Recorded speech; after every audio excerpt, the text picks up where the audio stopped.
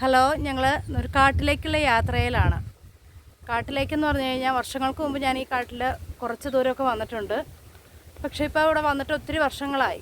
അപ്പോൾ ഇതിൻ്റെ ഉള്ളിൽ ഇപ്പോൾ എന്തൊക്കെയുണ്ടോ ഒന്നും അറിയില്ല. മക്കൾക്ക് ഇവിടെ പോകണമെന്ന് പറഞ്ഞ് നിർബന്ധം പറഞ്ഞിട്ട് ഞാനും എൻ്റെ ആങ്ങളുടെ മക്കളും കൂടി ഇറങ്ങിയിരിക്കുകയാണ്.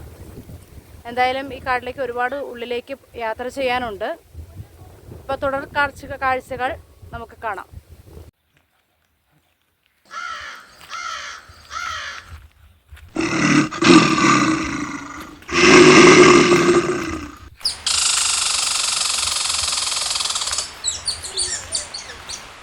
ഇത് ഞങ്ങളുടെ കുഞ്ഞുനാളിൽ ഞങ്ങൾ പറഞ്ഞ് പേടിപ്പിച്ചിട്ടുണ്ടായിരുന്ന ഒരു മരമാണ്.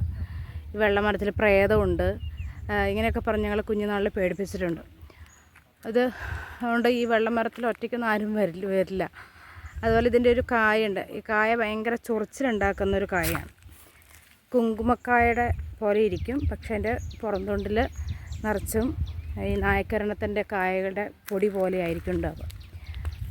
അത് ഭയങ്കര ചൊറിച്ചിലുണ്ടാക്കും നമ്മുടെ ദേഹത്ത്.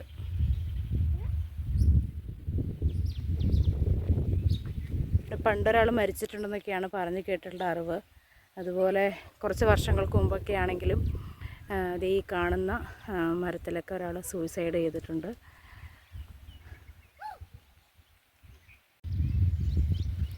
ഇവിടെ ഇരിക്കാൻ നല്ല സുഖമാണ്. നല്ല വിശാലമായ പാറ, നല്ല കാറ്റ്, അതുപോലെ തന്നെ കണ്ണിന് കുളിർമയേകുന്ന പച്ചപ്പുള്ള സ്ഥലം. നമ്മുടെ നാട്ടിലൊക്കെ ആണെങ്കിൽ ഇത്രയും പച്ചപ്പൊന്നുമില്ല. കാടിൻ്റെ ഉള്ളിൽ കയറി കഴിയുമ്പോൾ അതിൻ്റെ ഒരു മനോഹാരിത എന്ന് പറയുന്നത് ഒരു പ്രത്യേകതയാണ്. ഈ പാറയിൽ ഇങ്ങനെ ഇരിക്കുകയാണ്, ഇരുന്ന് ഈ വെള്ളമരത്തിൻ്റെ അടുത്തൊക്കെ ഇരിക്കുന്നത്. ചെറിയൊരു പേടിയൊക്കെ ഉണ്ട്.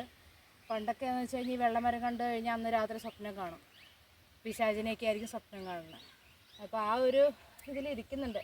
ഇവർ ഉള്ളതുകൊണ്ട് ഞാൻ ധൈര്യത്തിലിരിക്കണം, ഞാനുള്ളതുകൊണ്ട് അവരും ധൈര്യത്തിലിരിക്കുക. അപ്പോൾ എന്ത് സംഭവിച്ചാലും എല്ലാവരും ഓടാൻ തയ്യാറായിട്ടാണ് ഇരിക്കുന്നത്.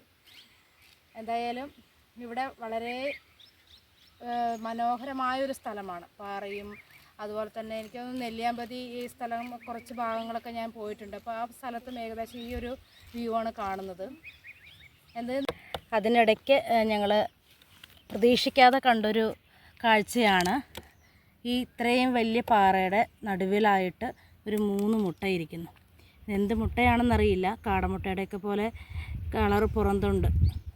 അപ്പം ഇതെന്തായാലും എടുക്കുന്നില്ല. ചില പാമ്പിൻ്റെ മുട്ടയാണെങ്കിൽ ഞങ്ങൾ ഇതെടുത്തുകൊണ്ട് വിരിഞ്ഞ് കഴിയുമ്പോൾ പാമ്പായിരിക്കും ചിലപ്പം. അപ്പോൾ അതുകൊണ്ട് ഞങ്ങളിത് എടുക്കുന്നില്ല. 3 മുട്ട ഇരിക്കുന്നുണ്ട്. നല്ല പൊരിവെയിലത്താണ് ഇരിക്കുന്നത്. താമസിക്കാതെ കുഞ്ഞുങ്ങൾ എന്തായാലും ഇറങ്ങുമായിരിക്കും ഈ ചൂടത്തിരുന്നിട്ട്.